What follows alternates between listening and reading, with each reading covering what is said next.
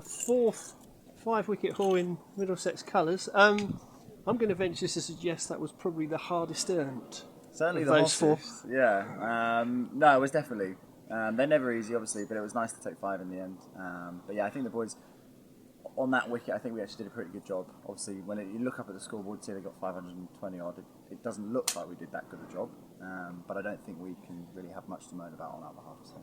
I mean, I suppose the thing we can say is that they never really got away, that runs never really flowed quickly. Yeah, no, that was kind of our thing after we realised the state of the game and it was going to be tough work. That was our sort of mantra, is to not let the game get away from us. Really, I think all the teams did that really well, and even Luke as well. So. But I mean, to come back to yourself, it seems to me that this season, above all others, you seem to have got much more at home with a red ball in your hand. Is that fair?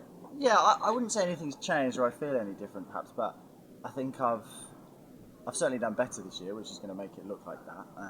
But it's nice to be looked at. And I started my career as a red ball bowler, and then I moved towards the white ball and got pigeonholed as a white ball bowler, and now I'd like to think I'm sort of in the middle of them both somewhere. So. Well, I mean that's the point, isn't it? Somebody at the stage of his career that you are doesn't really want to be pigeonholed in one area or another, does it? So No, so it's nice to flourish in a red ball situation. Yeah, I made this clear at the start of the year. This year in particular, I want to play as much cricket as I possibly can, be that white ball or red ball. As I suppose performances like this will help me do that. So yeah, it's been a good week so far. And in some ways, it's a good bounce back after the second innings last week, which went a little bit awry, and the boys seem to have grabbed hold of it again from that point of view of not letting things run away. Yeah, last week was a difficult one to take. We found ourselves in a pretty good position, and then like you say, it didn't go to plan with that second innings. But yeah, like I said, we've not had our finest day yesterday, but I think everyone will be pretty pleased with their efforts considering the weather and just the way the whole game's gone so far, really. I mean, there are 2 days of this game to go, Tom, but we're not that far advanced. It's going to take some interesting cricket to produce a positive result here, is it not? It will, yeah.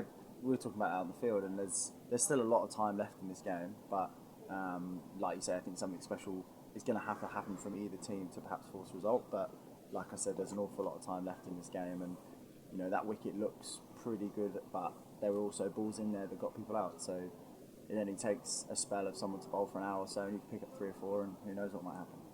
You might have to be creative and declare behind, perhaps. Who knows? Let's just hope Pujara doesn't get 230 in the second innings. Well, he's apparently the first Sussex player ever to score 200 against Middlesex at Lords. Really? Yeah, Which did is play well. I mean, he is a good player. But yeah, it'd be nice to knock him over a bit earlier in the second innings. That's good for me. All right, now, Tom, on the subject of numbers, obviously 5-4 is only the 4th time you've ever done it. As a human being and as a professional, does that make a big difference to how you look back on the day?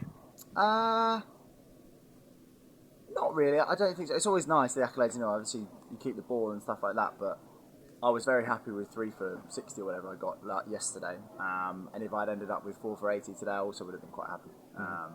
But yeah, I suppose seeing him flick it to deep square to the short side was quite a nice touch to finish it off. So. Was it important for you personally to think he's a great player, as you said, but I got that man out? Does that mean a lot? Not so much when he's on 230, but yeah, it's nice to get good players out. But yeah, like I said, in the second innings we'll try and do it a bit sooner. So. Now, obviously putting to one side the second innings at Merchant Taylor's, in the first innings you were also one of the more efficient with the better figures. You took 3 wickets when really the bowlers were among the wickets. And fans might say, nah, that's Tom Helm, he's rising to be one of Middlesex's most reliable bowlers. So what would you say to fans who are beginning to talk up your prospects as a batsman?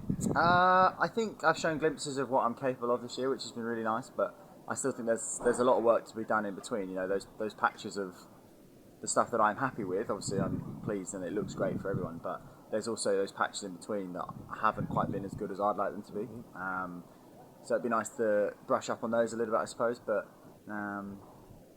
yeah, I think those good patches I'm very happy with, but like I said, there's a bit of work to be done around them. So. Well, let's end on the positive of the two things rather than what you want to improve.